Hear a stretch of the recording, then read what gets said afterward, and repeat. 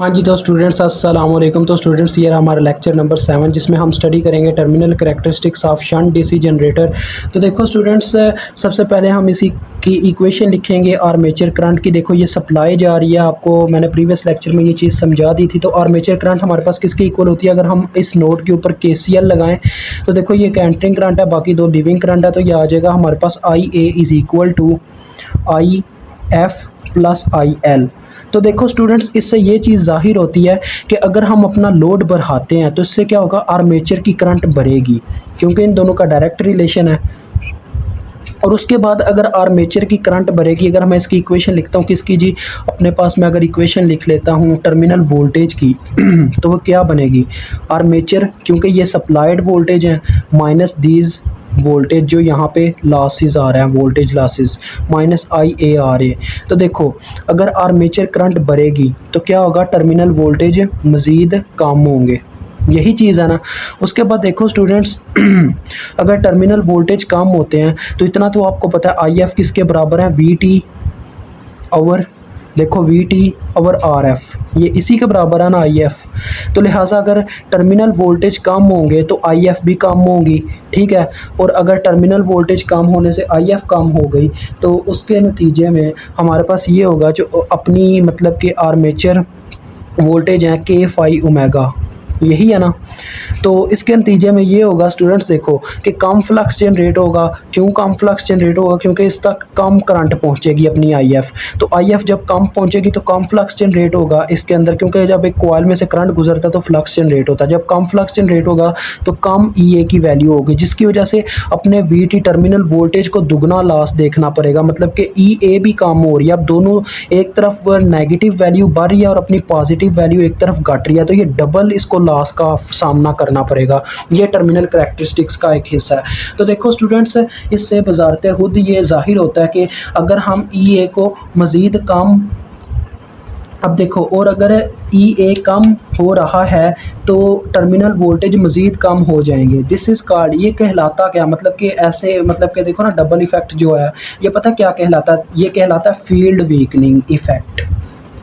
यानी कि फील्ड जो है अपनी, जिसमें ये दोनों वर्क कर रही हैं मोटर्स हमारी, ये जो शंट डीसी जनरेटर है सॉरी हमारा काम कर रहा है, वो फील्ड वीक हो चुकी है। फील्ड वीकनिंग इफ़ेक्ट इसे कहा जाता है, ठीक है जी। अब मैं इसका बनाता हूँ ग्राफ तो आपको समझ आती है मज़ीद इसकी। उसके बाद हम आपको बताएंगे कि टर्मिनल वोल्टेज पे आप किस तरह से कंट्रोल रख सकते हैं, और आपके इस लेक्चर का भी दी एंड हो जाएगा। ये हमारे आगे स्टूडेंट्स टर्मिनल वोल्टेज, ये आ गई अपनी लोड करंट।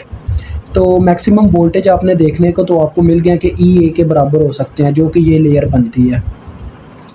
तो जो स्टूडेंट्स देखो IA और RA की वैल्यू बढ़ी, तो फॉर एग्जांपल हमारी ये लेयर कुछ इस तरह से नीचे ड्रॉप हो गई, ठीक है। अब ये जो इतना लॉस आया ये only and only IA RA का था, जो हमें देखने को मिला सेपरेटली एक्साइटेड DC मोटर में। लेकिन इसमें शंट DC मोटर में क्या हुआ, शंट DC मोटर में एक और इफेक्ट आ गया जिसे कहते हैं फील्ड वीकनिंग इफेक्ट, यानी कि इसकी वजह से एक और लॉस हो गया, वो इस तरह से हो गया। अब मेरा ग्राफ इतना अच्छा नहीं बन रहा, लेकिन आपको समझ आ जाएगी। इसमें मज़ीद कमी आ गई फील्ड वीकनिंग इफेक्ट की वजह से, जिसमें FW से प्रेजेंट करता हूँ। तो इसका मतलब जो सेपरेटली एक्साइटेड DC मोटर है वो शंट DC मोटर मैं कह रहा हूँ, जनरेटर की बात हो रही है, ठीक है। जनरेटर जो है वो अपने शंट DC जनरेटर से अच्छा वर्क करता है, सेपरेटली एक्साइटेड वाला। तो इससे एक चीज़ तो बजारते ये चीज़ जाहिर हुई। अब मैं टर्मिनल वोल्टेज की तरफ आता हूँ कि हम how to control terminal voltage, जैसे हमने shunt DC separately excited DC generator में ये चीज़ बात की थी लास्ट में। तो देखो स्टूडेंट्स, अगर मैं सेपरेटली अपना VT को कंट्रोल करना चाहता हूँ, ठीक है, तो VT को कंट्रोल करने के लिए मेरे पास दो तरीक़ेकार हैं। या तो मैं अपना वही तरीक़ाकार है कि जो VT है वो दो चीज़ों पे डिपेंड कर रहा है, एक अपना फ्लक्स और दूसरे नंबर पे किस पे, ओमेगा पे। क्योंकि जो अपना VT है ना वो बराबर है EA माइनस IARA। इसमें EA डायरेक्ट एक लिहाज से बनता है, अगर नो लोड की बात करूँ तो वो EA की क्या हमारे पास फार्मूला K फाई ओमेगा। अभी मैं पहली तरीके की बात करने लगा हूँ। अगर मैं ओमेगा बढ़ाता हूँ, अपने स्पीड ऑफ द मोटर बढ़ाता हूँ, तो क्या होगा, अपने आर्मेचर वोल्टेज बढ़ेंगे, जिसकी वजह से टर्मिनल वोल्टेज भी इंक्रीज़ होगा। तो लिहाजा वैसे ये फर्स्ट टेक्निक इतनी ज़्यादा इस्तेमाल नहीं होती। उसकी वजह यह है क्योंकि स्टूडेंट्स हम बार बार अपने जनरेटर की स्पीड को घटा बढ़ा नहीं सकते, ज़्यादा मसला आ जाता होता है कभी कभार। तो इससे बचने के लिए हमने दूसरी टेक्निक का इस्तेमाल करना होता है, वो ये है कि हम फ्लक्स को इंक्रीज़ करें।